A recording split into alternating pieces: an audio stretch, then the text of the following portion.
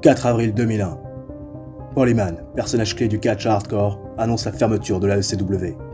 La fédération de l'extrême, endettée de presque 9 millions de dollars, n'a pas d'autre choix que de vendre la compagnie. En 2003, après plusieurs références à la ECW, la WWE rachète les droits et les biens de la fédération créée par Todd Gordon. Paul Heyman se verra offrir un contrat par la compagnie de Vince McMahon dès 2001. Commentateur, puis manager de Brock Lesnar, l'ancienne grande figure de la ECW semblait bien établie dans la fédération dominante des années 90. Mais en décembre 2004, un investisseur anonyme fait surface, faisant le pari fou de créer la plus grande fédération de tous les temps avec un apport de seulement 1 million de dollars. Un seul homme a les cartes en main pour mener à bien le projet nommé Elite. Paul Heyman. Ce dernier se voit donc confier la All Elite Wrestling. Paul Heyman, businessman et booker émérite, décide de tout miser sur le catcheur indépendant. Les stars indie et les jeunes loups prêts à se faire un nom dans la fédération de la révolution. La All Elite Wrestling est née. Et what's up les gens, j'espère que vous allez bien et aujourd'hui on se retrouve pour l'épisode numéro 13 de notre carrière avec la All Elite Wrestling au mois d'octobre 2005, toujours sur TEW 2016, nous sommes en statut régional, nous sommes 13e au ranking dans la Company Wars, 43 de prestige, 49 de momentum, ce qui est pas si dégueulasse au vu quand même de notre classement dans la War Company. Nous sommes au jour d'AEW Dynamite et nous allons nous en aller booker le premier show de la vidéo, premier show du 10e mois de notre première année avec la All Elite Wrestling. Oui, ça y est, nous y allons, nous y sommes dans les backstage avec des incidents qui sont présents apparemment, on espère qu'ils sont positifs, 94% de rating backstage, c'est plutôt pas mal. Frankie Kazarian, Earl Hebner, on sait que c'est la cour des catcheurs, notre petit Earl, qu'est-ce qu'il dit? Frankie Kazarian amené à la cour des catcheurs, accusé d'avoir oublié de serrer la main à quelqu'un, tcha, deux tartes dans la gueule, une pour chaque joue. Le juge Earl Hebner l'a rendu coupable et sa sentence est de payer à boire pour tout le monde après le show. Voilà, allez, bon, il améliore même pas son comportement, l'autre enculé. Rien à foutre au programme. Eh bien, des absents, hein, Brian Kendrick n'est toujours pas là, et Dragon Kid, que j'ai voulu signer, et le con, bah, il est pas là. Il est pas là, il est à la Dragon Gate. C'est le mercredi, donc je suis baisé. Donc je n'ai pas Dragon Kid pour qui j'aurais pu avoir quelques petits plans sympas. Donc c'est pas grave, on va essayer de trouver quelqu'un en remplacement de Dragon Kid. Je boucle le show et on se retrouve tout de suite pour en discuter. Nous voilà partis les petits potes pour le premier show de la vidéo. Le premier show également du mois d'octobre 2005. Nous étions au CO Buffalo Rose devant 291 pèlerins. Je me suis planté là, non? On est censé être dans le Midwest. Là, je crois que je suis parti complètement ailleurs là. Merde. Pas bon pour le business déjà qu'on perd de l'argent en masse. Si en plus je vais pas aux bons endroits. Merde. Bon écoute, on fait une note à peu près sympa. Et AJ Styles Tyler Black pour ouvrir le show. Match décent. Où AJ Styles défait Tyler Black en 11 minutes 58 via pinfall avec le Spiral Tap. Voilà. 65. On a vu le champion. Le champion a été mis en valeur. Tyler Black a eu un petit peu d'exposition aussi. Tout va très bien, toujours du très bon boulot de Tommy Dreamer, ringside, super chemistry entre Tommy Dreamer et Tyler Black, 71 de performance en ring pour AJ Styles, 32 pour Tyler Black. Bon, écoute, pourquoi pas. Derrière, Amy Weber qui interview Samoa Joe. Ouais, bon, Samoa Joe c'est peut-être pas forcément le plus populaire là où on est actuellement, et Samoa Joe ce soir veut de la vraie compétition. Voilà, la semaine passée il a battu le has-been Dustin Rhodes, certes premier champion de la fédération, mais bon, pas un vrai champion, pas un mec de son niveau, pas un mec de son calibre. Aujourd'hui, dans le main event, il veut un vrai challenger, il veut un mec qui est capable, tu vois, de le pousser dans ses derniers retranchements, et un mec qui, une fois qu'il l'aura battu, pourra le propulser, tu vois, dans les plus hautes sphères, et pourquoi pas sur un match de championnat pour réaffronter AJ Styles et prendre le titre des mains d'AJ Styles, face à qui il a eu une rivalité et face à qui il a malheureusement perdu cette dernière rivalité. Bon, Samoa Joe qui apparemment improvise plutôt pas trop mal. La qualité de l'annonce permet de donner un boost également au segment. Tout va bien, 48. Pourquoi pas. Derrière Becky James et Sean Waltman qui font un match. Alors ça, tu aurais mis ça dans le Midwest, c'est bon, on cassait la baraque. Voilà, je pense qu'on est parti foutre au CO Buffalo Rose. Qu'est-ce que j'ai fait? Je sais pas, j'en sais rien. Becky James face à Sean Waltman. Écoute, victoire de Sean Waltman. voilà, Beji James, tu vois, il avait déjà cassé la gueule de Sean Waltman dans les backstage, il leur s'est fait, il l'avait dit, ce ferait un plaisir de lui casser la gueule dans le ring sans qu'il n'y ait véritablement de conséquences à ses actes. Et dans un match de décembre, c'est Sean Waltman qui va prendre la victoire face à Beji James, 10 minutes 32, pinfall, avec un petit paquet. Voilà. De quoi bien énerver Beji James. Bon, 60 de performance in ring pour Beji James, 54 pour Sean Waltman. La storyline avance avec ce segment, tout va bien. Derrière, Jacqueline Moore fait face à Gail Kim. Elle avait déjà battu Gail Kim il y a quelques semaines en arrière. Bon, elle a vu Gail Kim faire un bikini contest après sa défaite. Elle l'a un peu trash talk. Gail Kim, tu vois, qui est un peu courageuse. Bon, je vais pas me laisser marcher sur les pieds. Je vais l'affronter cette semaine. Match qui fait un 59. Super match. Match court. 5 minutes 05. Gagné par Jacqueline Moore avec un tornado DDT. On n'en parle plus. Performance lyrique de 60 pour Jacqueline Moore. Jacqueline Moore, c'est assez impressionnant quand même. 36 pour Gail Kim. Pourquoi pas. La storyline avance avec ce segment. Ce qui est intéressant, c'est ce qui suit juste derrière. Avec Rena Mero, Jacqueline Moore, qui va péter un plomb sur Gail Kim. Tu vois, elle va péter un plomb sur Gail Kim, elle va commencer à la tabasser. Et Rena Mero va monter sur le ring. Tu vois, très courageuse, la commentatrice WWE Dynamite, qui va confronter Jacqueline Moore, qui va prendre le micro, qui va dire: attends, qu'est-ce que tu fais là? Toi, t'as complètement vrillé dans ta tête. T'es là, t'as l'impression d'être un peu une ovni, tu vois, où la femme providentielle a pensé que tout ce que tu fais est bien, ou que ta façon de penser est la bonne, hein, créer une women's division, voilà, que les femmes soient autant respectées que les hommes par ce qu'elles font dans un ring, mais on n'est pas obligé d'être autant respecté que les hommes parce qu'on fait par rapport à ce qu'on fait dans un ring. On peut aussi acquérir du respect et de la sympathie auprès de la foule grâce à des bikini contests, grâce à ce qu'on met en place depuis un petit moment. Tiens, Rena Reno qui a une gimmick de diva, bon, tu vois, elle essaie de prôner le côté diva. Donc, elle dit: ça suffit, arrête de péter des plombs. Et Jacqueline Moore commence à la trash talk en lui disant: t'es juste bonne à montrer ton cul, à agiter tes petites fesses et à montrer tes attributs.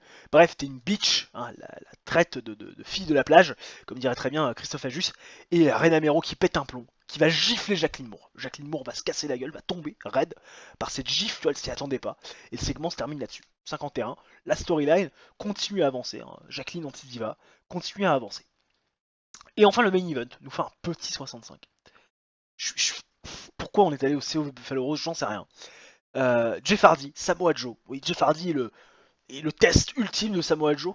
Jeff Hardy qui avait pinned au milieu du ring Samoa Joe lors d'un match tag team où il avait fait équipe avec Dustin Rhodes et Samoa Joe avec AJ Styles.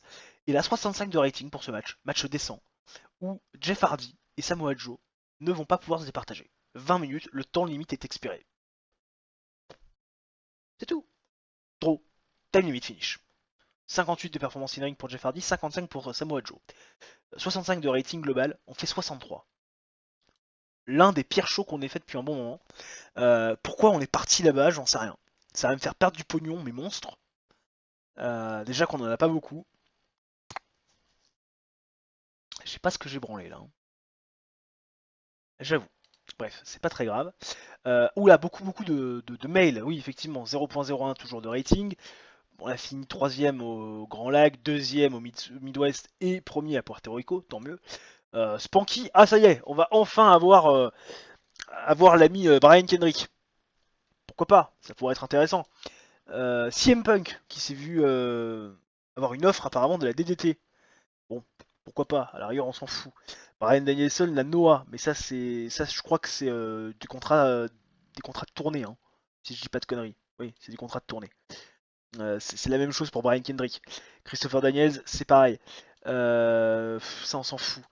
JAP, ouais, apparemment des ennemis. Becky Bennett et Chris Candido, qui sont pas copains du côté de la JAPW. Et apparemment Colt Cabana et Beji James, qui s'entendent plutôt bien. Bah écoute, si Beji James pouvait prendre son aile Colt Cabana pour le faire progresser, j'avoue humblement que ça m'arrangerait. Au niveau du show History, 8870 personnes qui ont regardé le show. Tant mieux. Écoute, au moins, on fait un bon score, moins bon que la semaine dernière, mais on fait un bon score. Ça me console un peu par rapport à la big boulette que je viens de faire juste avant. Aucune nouvelle croustillante, les petits potes, sur la dernière semaine écoulée, donc on se retrouve directement dans les backstage du deuxième AEW Dynamite du mois d'octobre 2005. Toujours 94% de rating, mais des locker room incidents, on va voir si c'est bien, si c'est positif.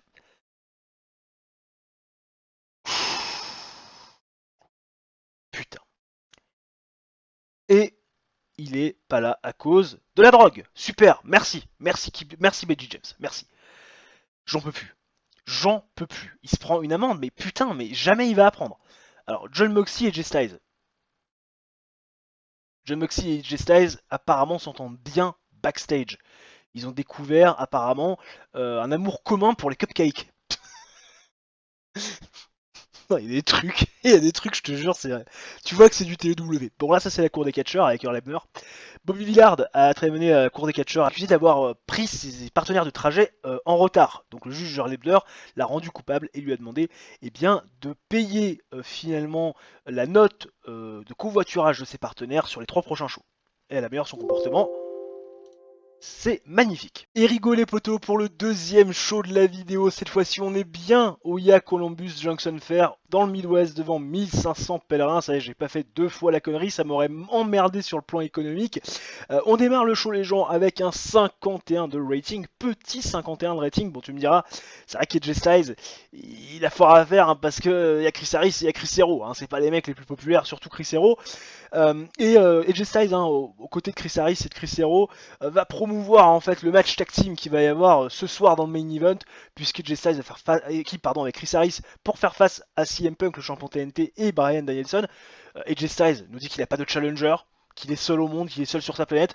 Donc du coup, pour donner un peu de prestige à la mid-card, voilà, et bah écoute, il va faire équipe avec Chris Harris. Chris Harris hein, qui est là, qui est challenger, et il espère, parce que c'est un heel, hein, Jay Styles, il espère que Chris Harris va arriver les épaules de CM Punk, qui a été à un moment donné dans le tournoi, qui s'est fait éliminer par Brian Kendrick, mec qu'il a toujours battu, enfin bref. Bon, bref, hein, il se fout aussi un peu de la gueule de Chris Hero, bon Chris Hero qui est là sans être là, hein, tu t'es qui toi, qu'est-ce que tu fais, qu'est-ce que tu vends, c'est quoi ton métier, c'est la sécurité, hein.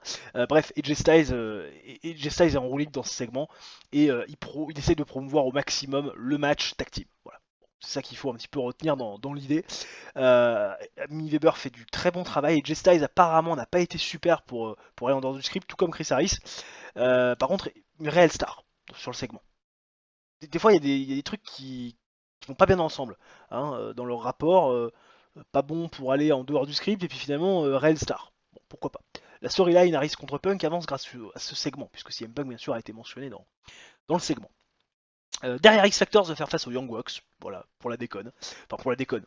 Oui et non, parce qu'on a besoin de donner du momentum à X Factor, hein, Sean Waltman qui a pris une victoire importante face à Beji via roll-up, et X Factor qui font face aux Young Bucks dans un match pauvre. C'est les Young Bucks en face, hein. C'est compliqué de tirer quoi que ce soit des Young Bucks, c'est un peu des manches à balai les mecs. Pire que Big Cass, t'imagines la WWE, c'est te dire.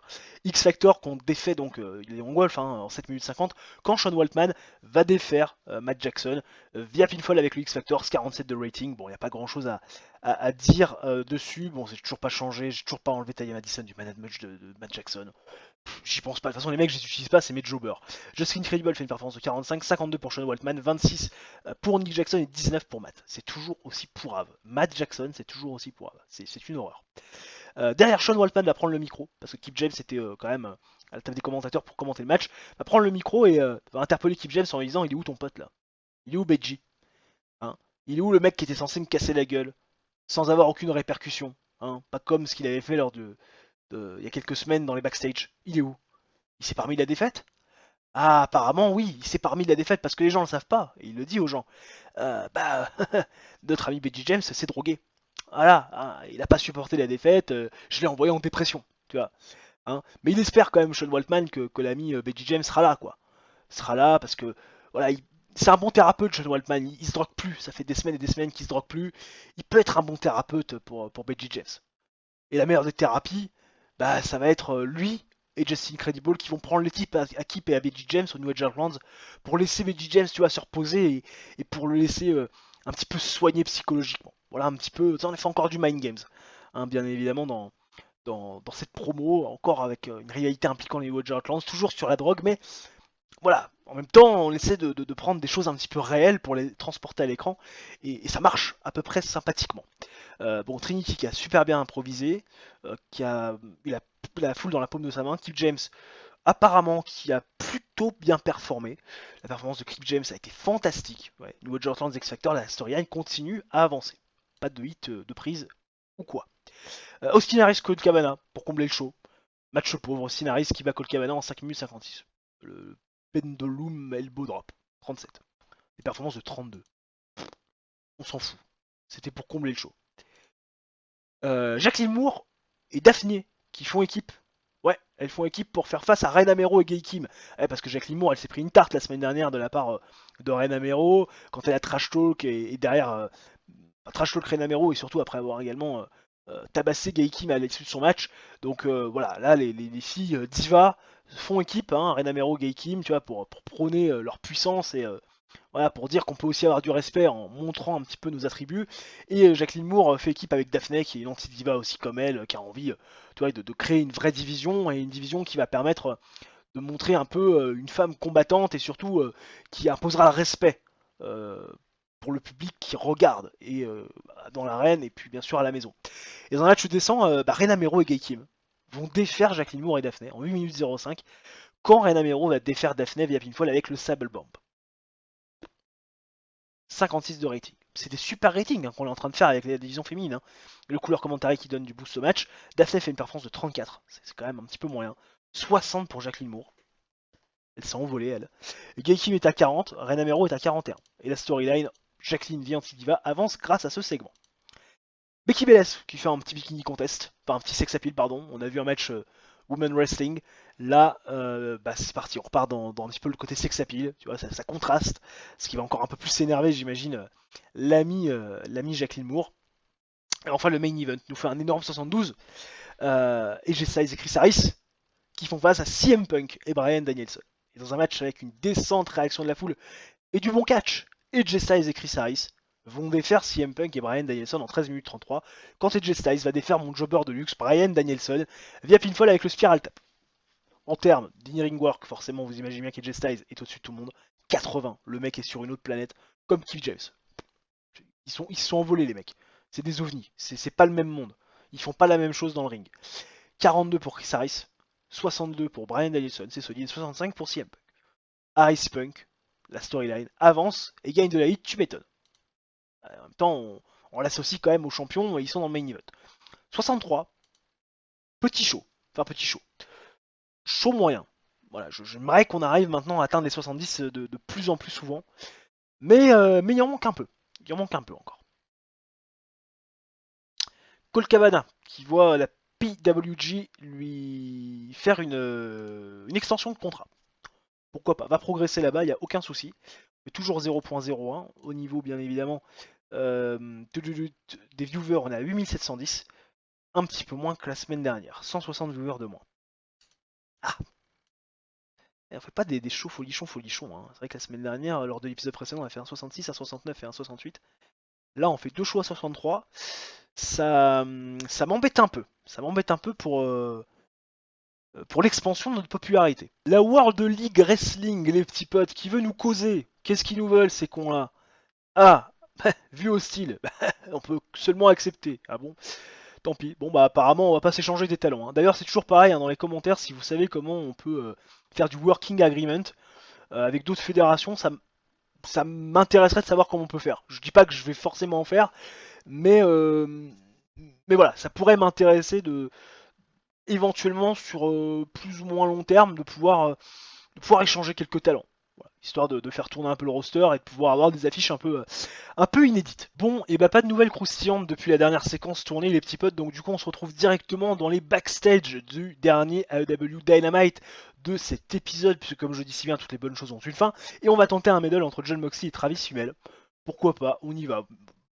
Medal random, pas d'effet particulier. Bon, ça aurait pu être sympa, hein. Imagine Jon Moxley et Travis Hummel amis, v'là le bordel quoi. V'là le bordel. Bon, est-ce que c'est bien réglé pour être dans le Midwest là? Pick the best venue. On est bien dans le Midwest, tout va bien, on attend 1647 pèlerins, que je me fasse pas avoir comme lors du premier show. Allez, let's go pour le dernier show de la vidéo, on était au IA Columbus Jackson Fair devant 1500 pèlerins, à nouveau sell out dans notre salle, un peu mère j'ai envie de dire, là on a l'habitude de nous établir, et nous démarrons le show avec un très gros angle, 76 de rating, où Paul Heyman et AJ Styles vont interagir, Paul Heyman qui arrive le premier dans le ring, qui prend le micro à la main et qui nous dit que il va falloir trouver un challenger. Parce que AJ Styles, là, bon, on l'a mis dans une programme la semaine dernière voilà, autour du site TNT pour régler les affaires Chris Harris, CM Punk, il y avait Bryan Danielson, mais AJ Styles à un moment donné doit défendre ce titre. C'est bien beau de vouloir mettre la lumière sur le titre TNT, c'est bien beau et bien gentil de la part d'AJ Styles de donner un peu d'importance, encore un peu plus à ce titre TNT qu'on a besoin, petit trash talk à CM Punk, mais à un moment donné il faut qu'il défende son titre, il faut qu'il défende la ceinture mondiale.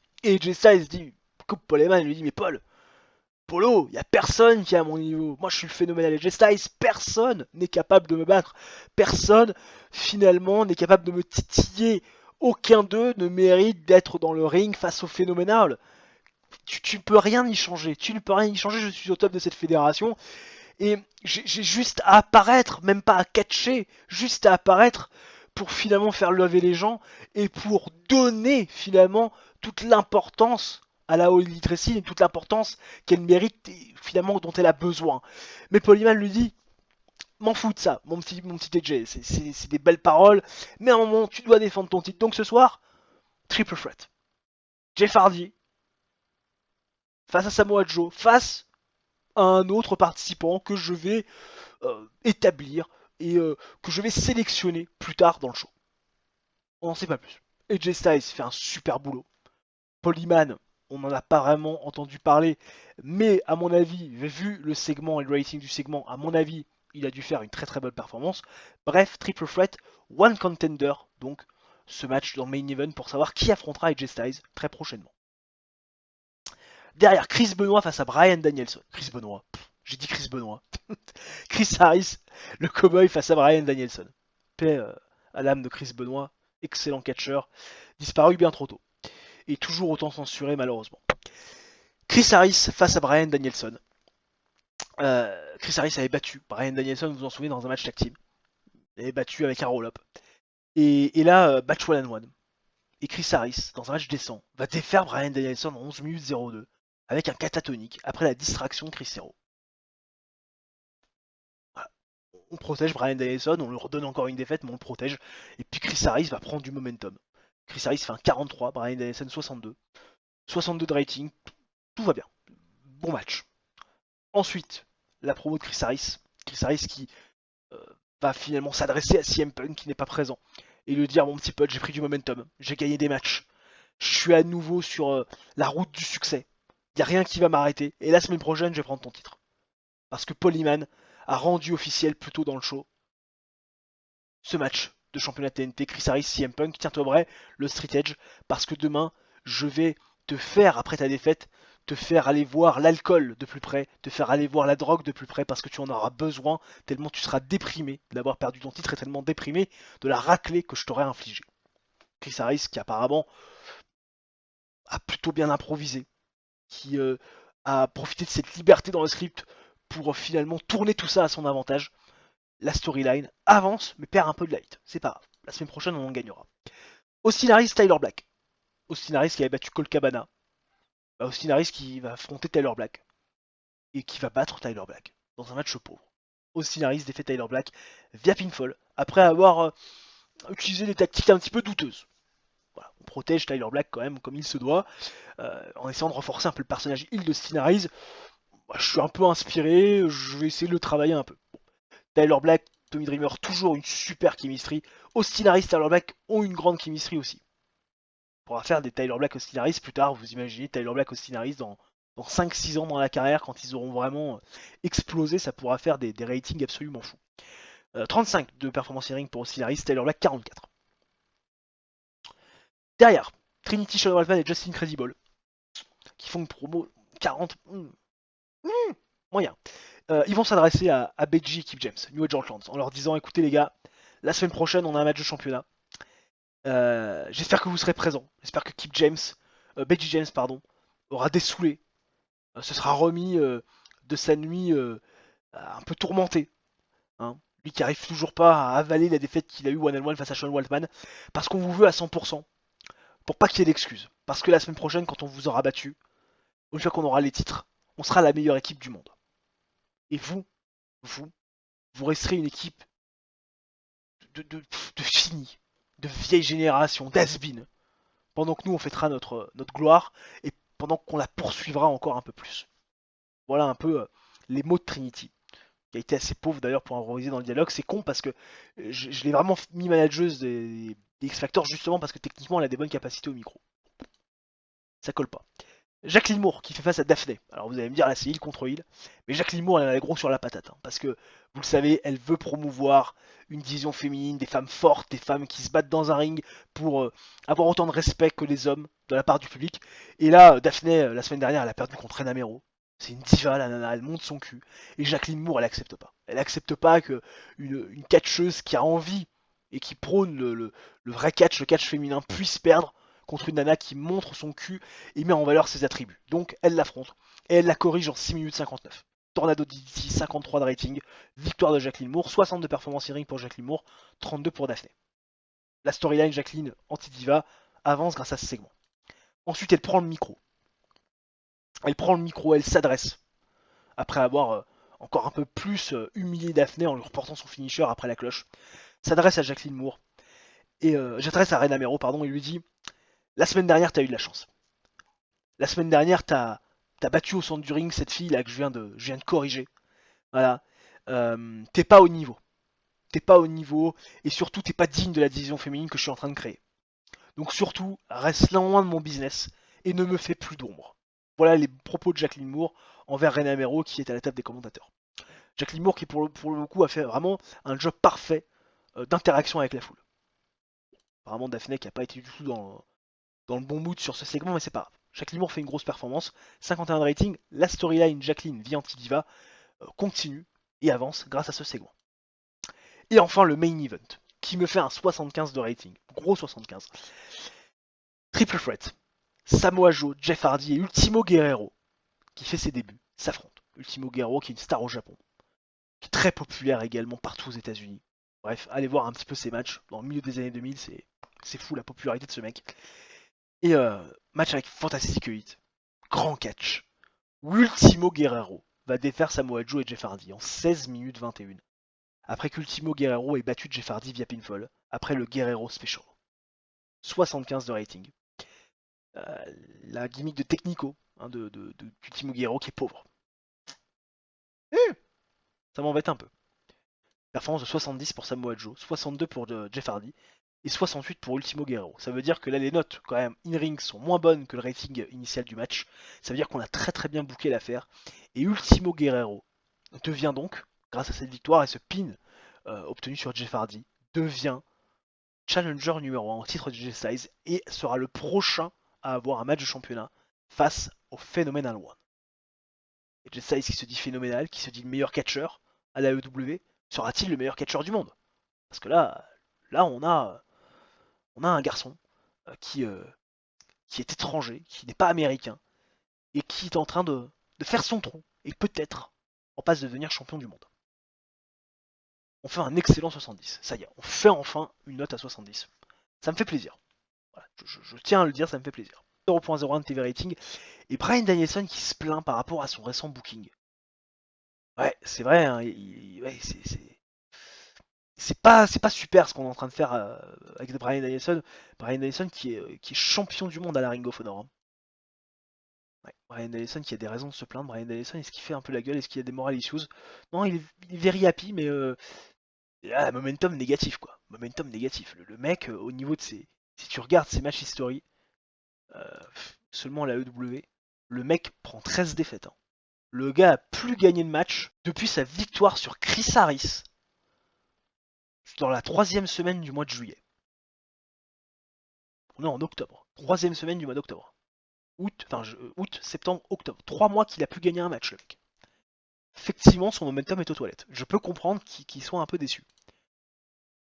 Mais les plans vont arriver plus tard pour Brian Danielson. Les plans vont arriver plus tard. Pour l'instant, il perd un peu, il met en valeur. Mais pas de soucis, il y a des plans.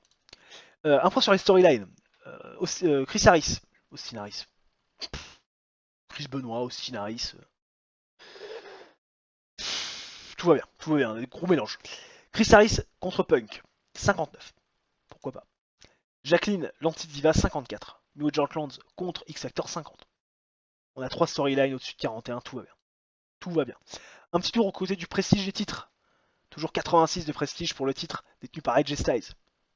86 également pour les titres détenus par qui PBG James, les New Age Outlands et 75 toujours pour CM Punk qui mettra en jeu son titre la semaine prochaine dans le prochain numéro. Un point quand même sur la size, 32 en termes d'importance. Voilà, hein, on arrive à passer un petit peu des caps, on arrive à gagner des points de temps à autre. Au niveau de la popularité, ça donne quoi? On a 35 dans le Midwest.